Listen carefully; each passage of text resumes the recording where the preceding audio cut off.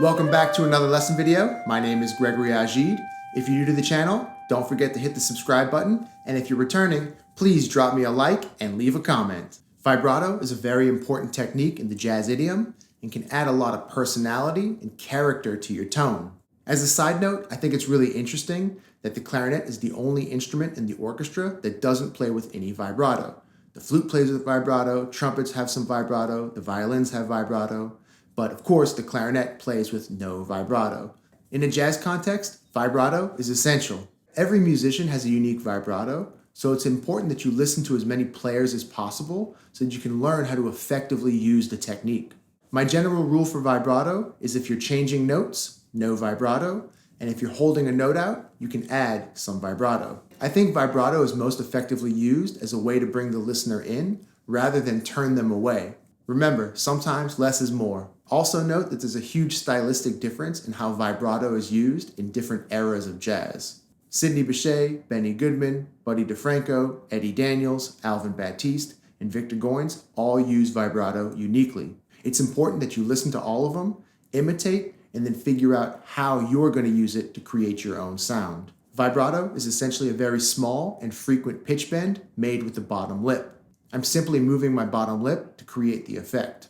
Vibrato is an emotional effect, and it's also a way of adding more rhythm to your playing. When I play vibrato, I'm simply moving my bottom lip up and down ever so slightly, and that adds another layer of rhythm to my note.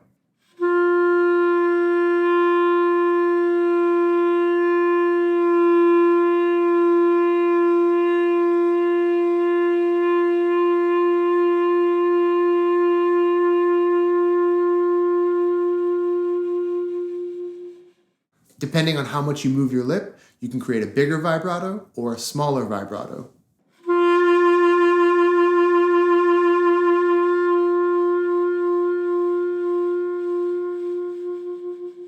A good way to practice vibrato at first is to use a metronome and practice creating the vibrato in quarter notes, eighth notes, triplets, and then 16th notes.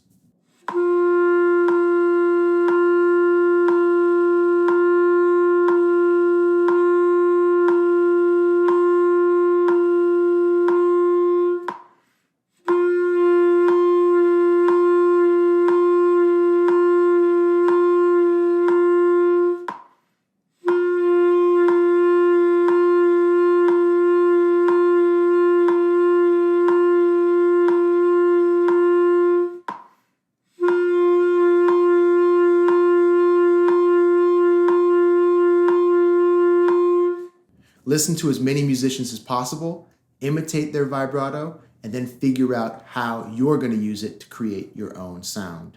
Here are a few examples of different ways to use vibrato.